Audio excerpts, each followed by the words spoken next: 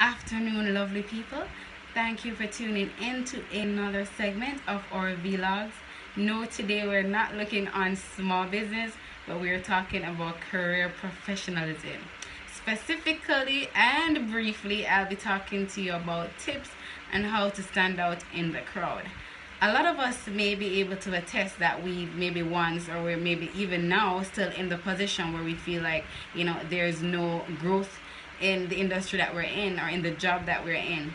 But most companies, from time to time would love to see their staff evolve, and promotion and all of that. But if you're not at the right place and at the right time, you can miss that opportunity. So I'm just gonna give you some brief, tips how to stand out in the crowded workplace, or how to stand out, to ensure you get that promotion you so deserve. Now, play to your strengths. What do I mean by that?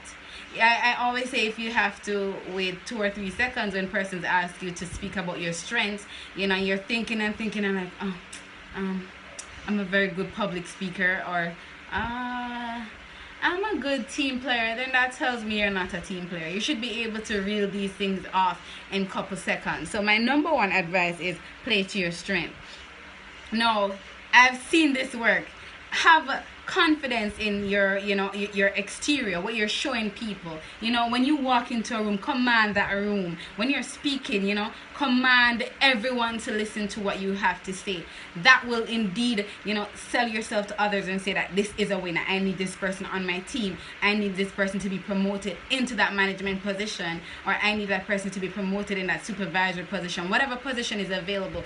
Once you're showing that positive, exterior, then you're bound to be promoted or to stand out in that crowd. Now, a lot of persons, want to be promoted, but you don't want to take on the big projects. Now, in order for you to be promoted or to stand out in a crowded workplace, you have to start taking on big projects. You have to take projects that has risk, but you know how to mitigate those risks and get that project at the very top.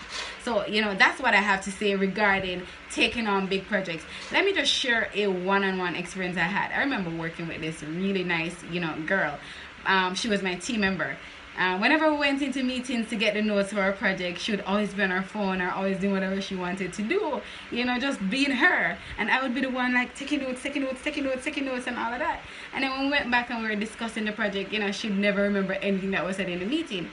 But the thing about her is, whenever we went, to present the project, she'd be the one with the confident exterior, and she'd be the one, selling off the ideas that were bred from me. And I was like, how did she do that? Why is she trying to take my shine?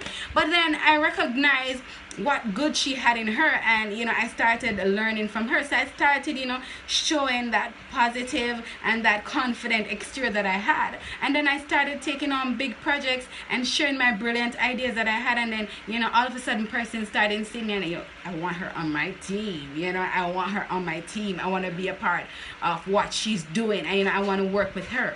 So, confident exterior, take on big projects. Don't shy away from work. You can never shy away from work and expect, to stand out in the workplace or be promoted. You have to go that extra mile. If you plan to just go that regular 8 hours, baby, you ain't gonna get promoted. I'm gonna tell you. Now, voice your ideas. I'm working with a contracting company in the US. And when I went in, I had a lot of ideas, how to improve things as how it was now as a project manager. And I shared those ideas, and at the time, my contractors were like, "Whoa, I love this idea. What if I sat on that idea?" Tell me about that. So now we're operating with some brilliant ideas that I thought up, that I researched, and I was just thinking outside of the box. So you have to think outside of the box. If you have ideas, don't be afraid to share your ideas with your employers and your friends. Prepare for the long haul. Some of us, we go in and we're expecting things to just be up and over with.